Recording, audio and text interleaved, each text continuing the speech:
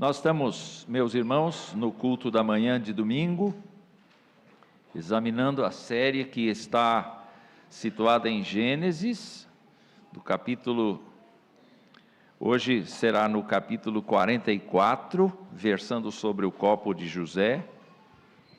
Nós estamos vendo, meus irmãos, desde o capítulo 37, a saga de José, no sentido de trazer sua família para o Egito. E antes de lermos a palavra de Deus, eu gostaria de recordar um pouco, de fazer um levantamento do contexto que nós temos até aqui. Inicialmente, o primeiro encontro dos filhos de Jacó com José no Egito se deu no capítulo 42, quando José reconheceu seus irmãos, mas eles não o reconheceram, e José acusou-os de espionar a terra, lembrando-se dos sonhos que tinha tido na sua juventude. Olha, são décadas de distância entre a época em que ele foi vendido e a época em que eles estão agora, décadas, não é? Nós não podemos precisar quantas são, mas muitos anos se passaram, todavia, José reconhece seus irmãos e os acusa de espiões, e eles então declaram: nós somos filhos de um mesmo pai, nós somos em 12, um ficou com o pai e o outro já não existe. E o que não existe é justamente José. Então, José toma a decisão de guardar Simeão, de prender Simeão na frente deles e dizer assim: vocês vão voltar para lá levando o mantimento, mas vocês serão obrigados a trazer o que ficou. Porque o que ficou é justamente irmão físico, é filho de Raquel, é irmão legítimo dele, por parte de pai e por parte de mãe. Então, eles, entre si, no capítulo 42, entre si, eles admitem que eles se lembram do desespero de José quando estava sendo vendido. Eles se lembram de toda a trama que foi urdida e proposta por Judá, o filho caçula de Lia. E então, o capítulo 42 mostra que os filhos de Jacó mentiram e induziram o seu pai ao erro, porque mandaram a túnica cheia de sangue de animal, para que ele concluísse que o filho estava morto, e eles ficaram absolutamente quietos a respeito disto. Eles nunca colocaram a sua história para o pai. Eles viviam na mentira, e o pai acreditava, por suas próprias conclusões, que José tinha morrido. Então, o que Jacó disse passou a ser a versão oficial sobre o destino de José: o outro já não existe. E eles ficaram com essa história, contando para todo mundo isso. Todos esconderam a verdade.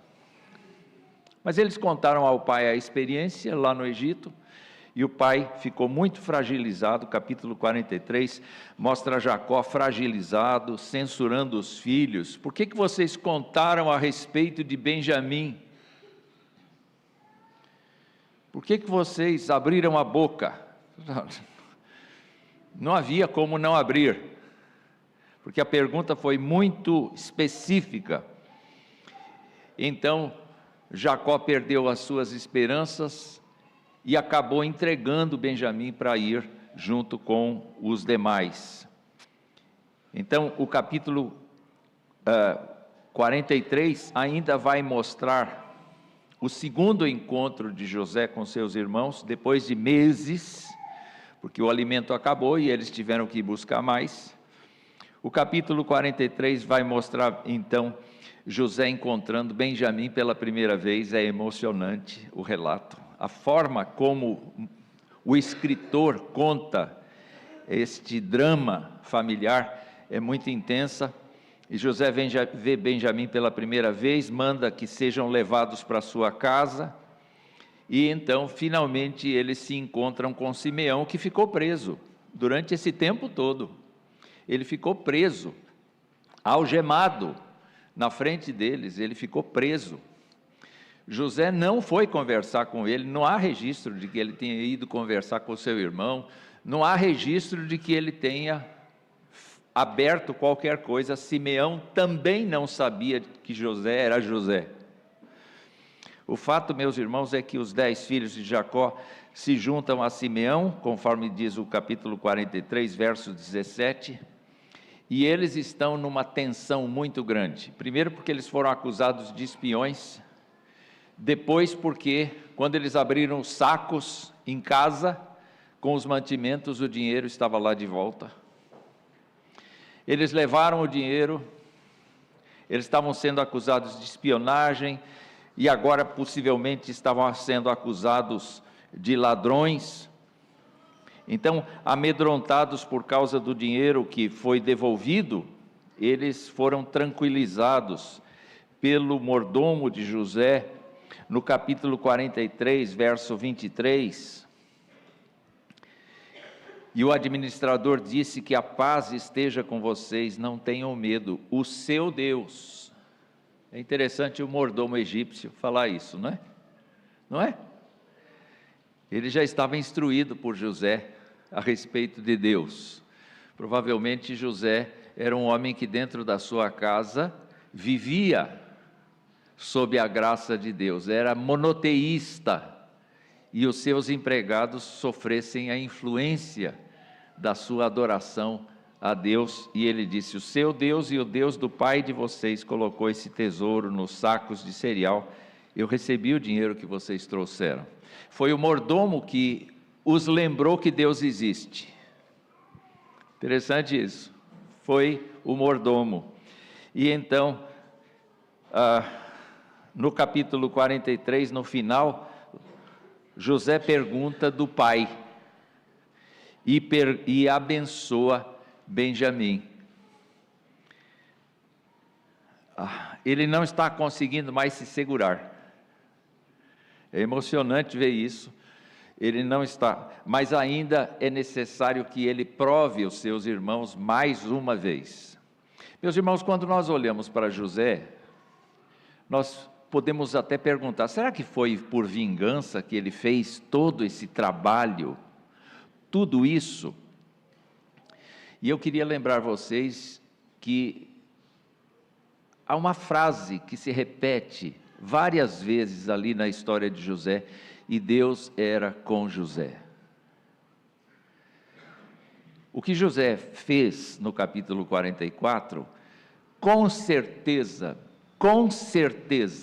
eu posso crer, eu creio, em nenhum lugar está escrito isso, mas eu creio firmemente que ele fez debaixo de muita oração.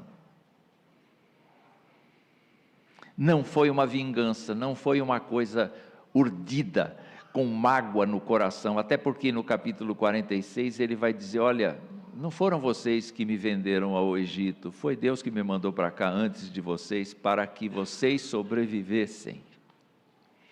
Ele entende, ele não tem no coração mágoa, mas ele tem perdão. Só que no capítulo 44 ele prepara uma armadilha, um estratagema. O capítulo 44 vai nos mostrar então esse estratagema para reter seus irmãos, e ele acusa exatamente quem de furtar o copo dele: Benjamim, o seu irmão caçula, o seu irmão de carne. E nós vamos ler então esta narrativa aqui, temos algum tempo para isto.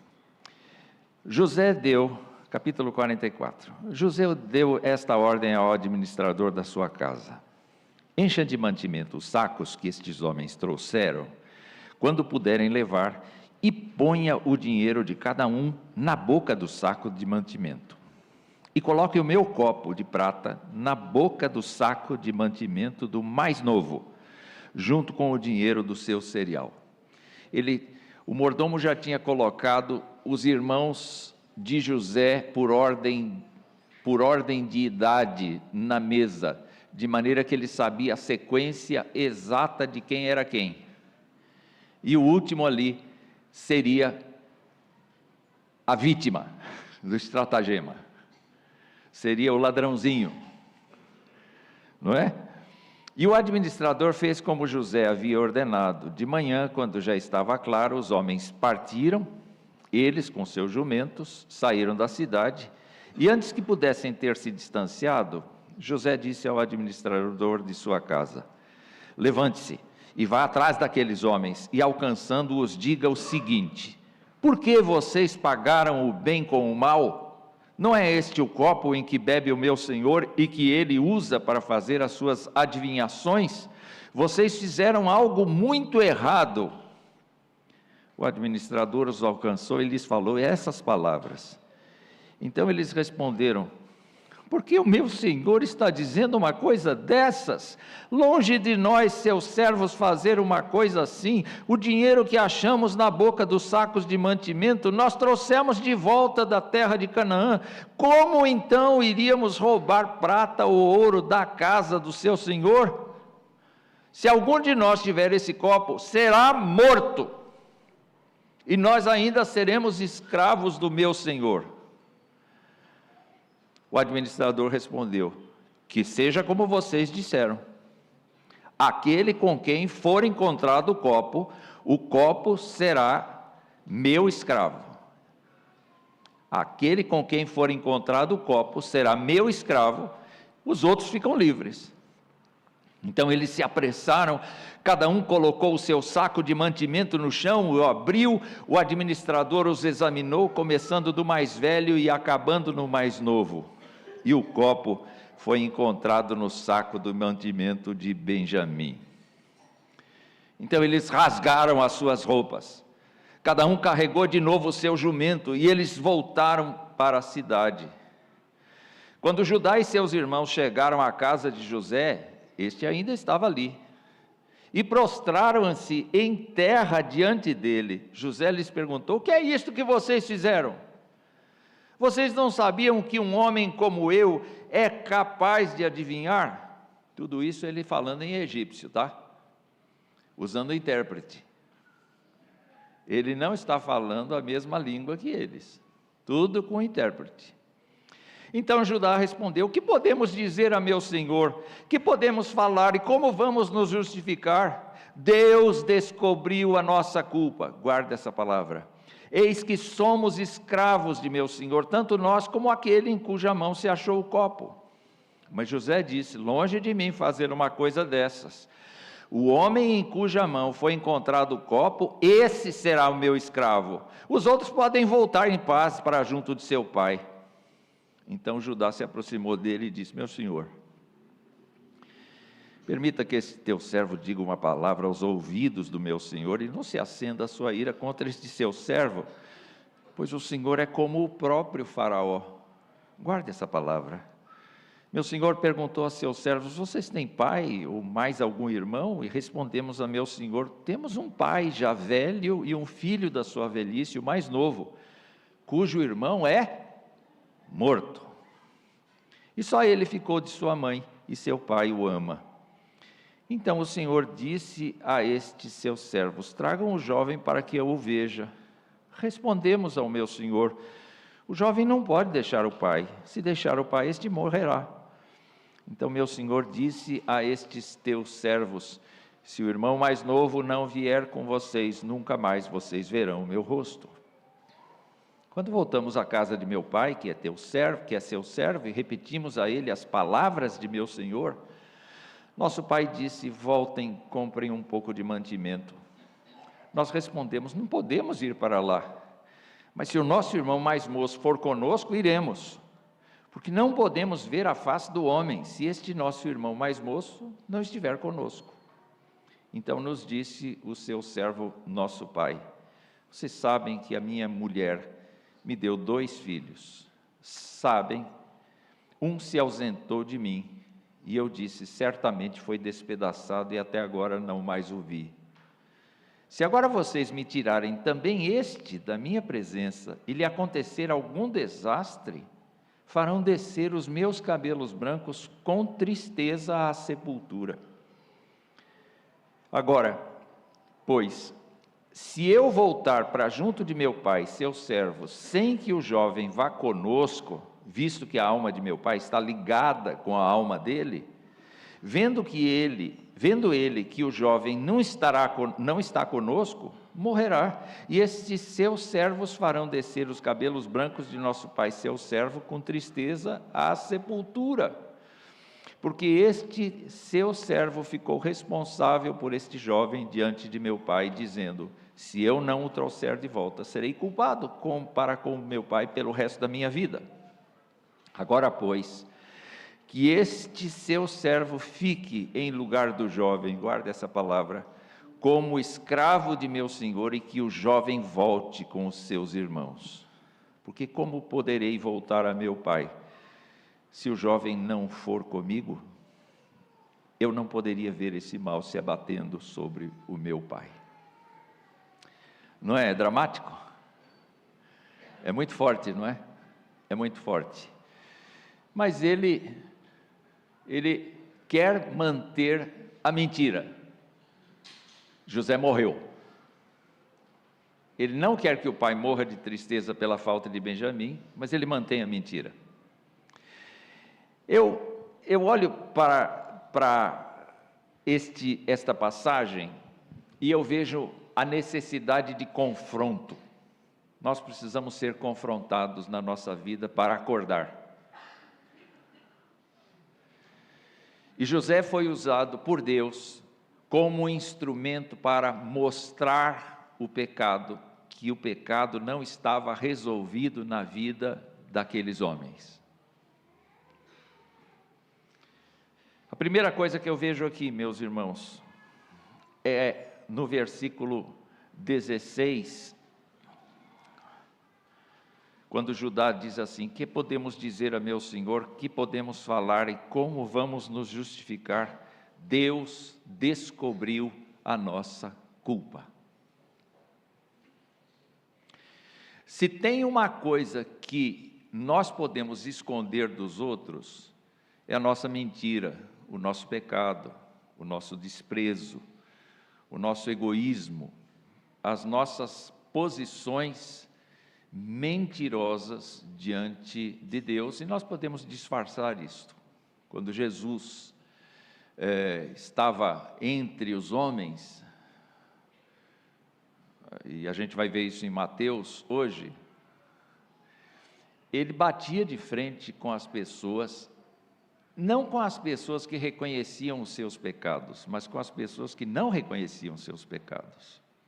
As pessoas que viviam dentro de uma hipocrisia, dentro de um teatro, dentro de uma postura que simulava a santidade, mas nada mais era do que um sepulcro pintado por fora e cheio de cadáveres por dentro.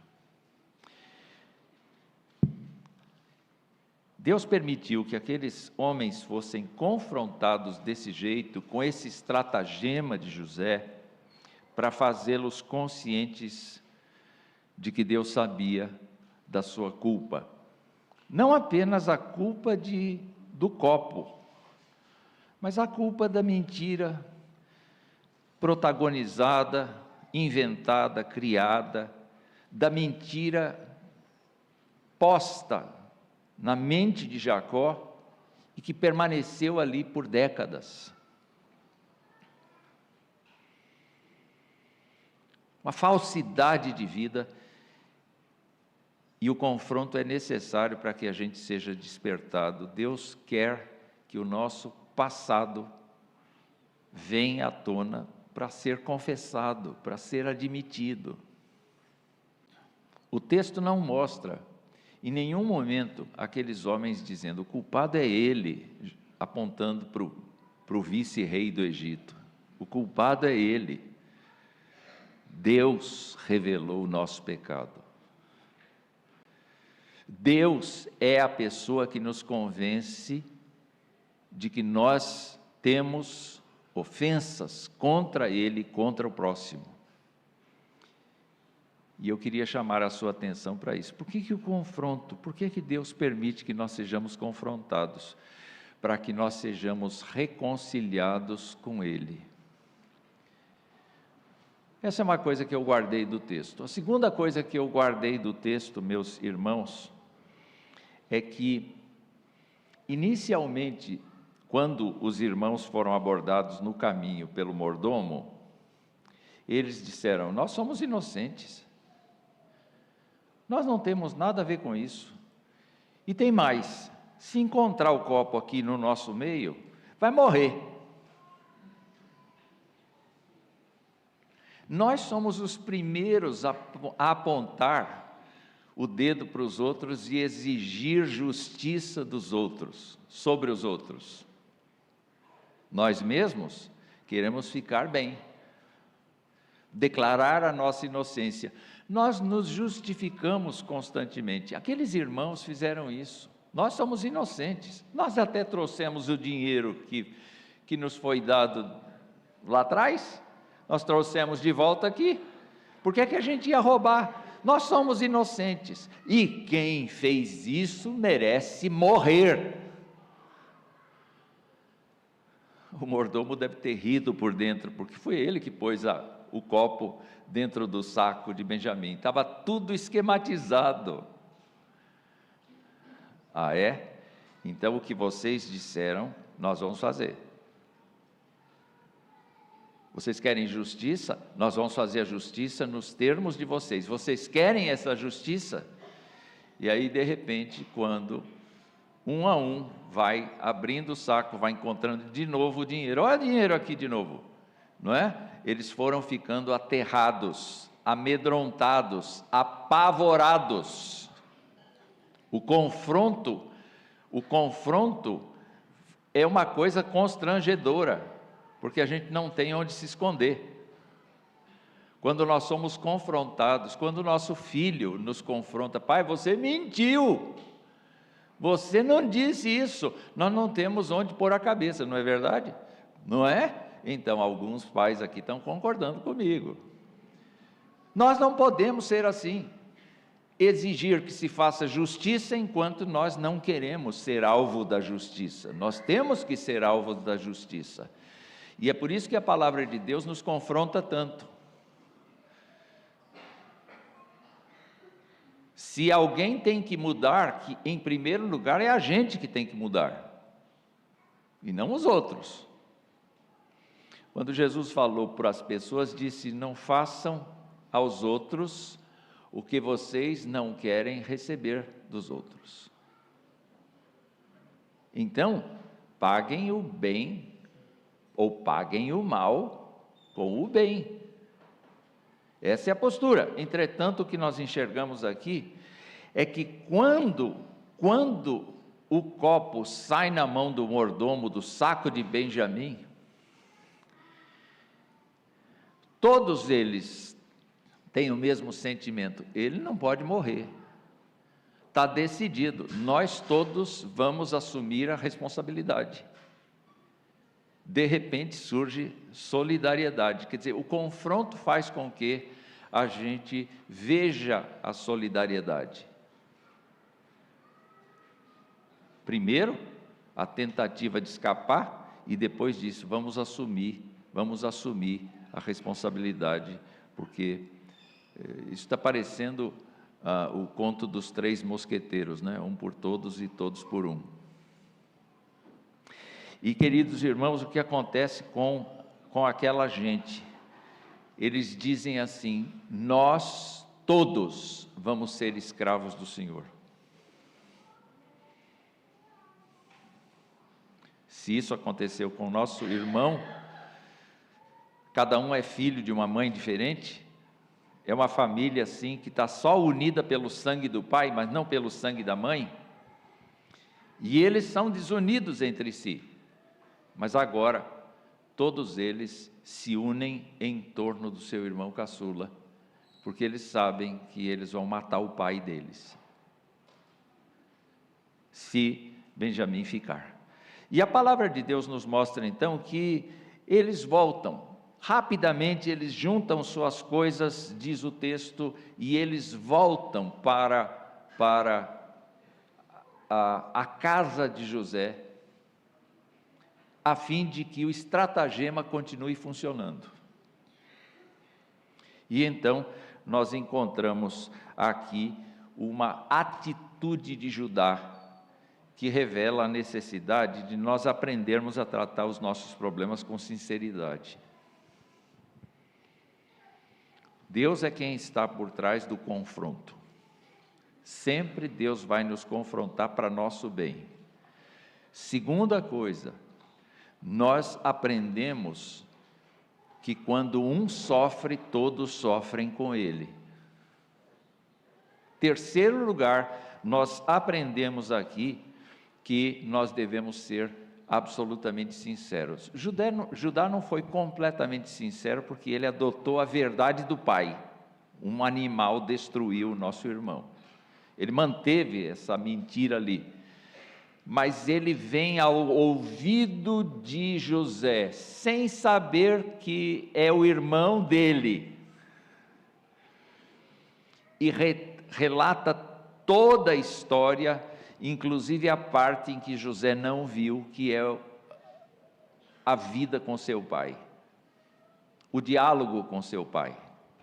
E aqui, meus irmãos, nós aprendemos que a sinceridade é o melhor caminho para nós restaurarmos as nossas relações quando nós somos confrontados. Não dê volta não. Quando você é apanhado em alguma coisa, não dê volta não. Isso acontece no convívio conjugal, isso acontece no convívio entre pais e filhos, isso acontece no convívio com irmãos. Não crie desculpas. Nunca dê desculpas, no sentido de inventar uma história para amenizar as coisas. Seja absolutamente franco, sincero. Judá conta a história como ele enxergou. Ele foi absolutamente sincero. Ele se aproximou. Foi ele que liderou a venda de José. Agora ele lidera os seus irmãos, dando um testemunho de todos os fatos e contando a história. E ele afirma que ele tem que levar Benjamim de volta. Ele é o responsável por Benjamim, e por isso ele fala com o rei, no sentido de emocionar o coração do rei. Vocês acham que José precisa ser mais emocionado do que isso? Mais machucado do que isso? Absolutamente não. José está ali se segurando como pode. De vez em quando ele dá uma saída, dá licença, eu preciso ir no banheiro, e ele vai chorar. Ele vai chorar. Está doendo nele. Está doendo nele, mas ele precisa fazer isso. Nós precisamos perceber essa coisa. Nenhum dos nossos irmãos que labora no erro pode ficar com a mão nas costas, batendo assim, muito bem, muito bem, muito bem. Você precisa usar de toda a sinceridade com o irmão. E nesse caso, o Judá é a pessoa que mostra esse detalhe da sinceridade. Nós precisamos tratar quando nós somos confrontados, para aprendermos com a sinceridade.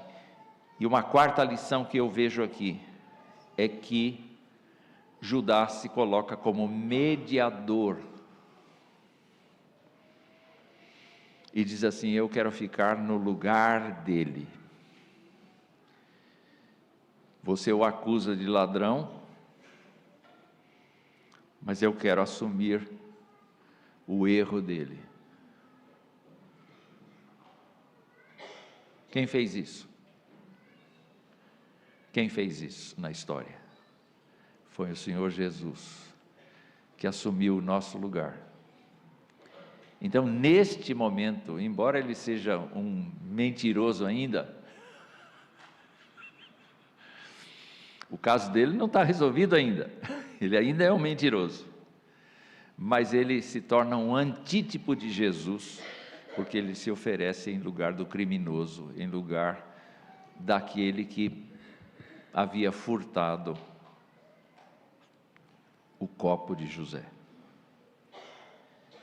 Essa narrativa, então, mostra como é necessário o confronto. E eu queria fechar isto, lembrando destas 4 coisas que me vieram ao coração quando li esta passagem, para nos fazer conscientes do temor que nós devemos a Deus, é que nós somos confrontados. Nós não somos confrontados para lembrar que nós temos meramente uma dívida com os irmãos, com os amigos, com os colegas.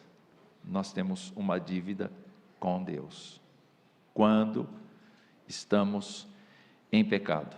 Segunda lição é que nós devemos ser movidos à solidariedade. Quando um irmão está sofrendo, ele precisa do nosso apoio, do nosso suporte. Foi o que aconteceu com eles.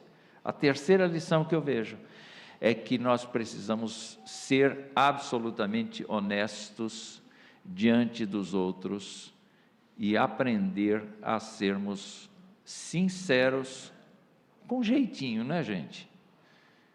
Não, né? Não com má educação, mas com uma educação boa. A gente precisa, não pode deixar passar aquilo que está errado. A terceira e a quarta coisa é que nós aprendemos aqui que nós podemos ajudar aquele que ofendeu, que machucou, que feriu, nos colocando no lugar dele como mediadores, como trazendo para nós o ônus da coisa, nos termos do que Jesus fez. Jesus fez a substituição, a nossa substituição diante de Deus, para que nós fôssemos salvos. Que Deus nos abençoe.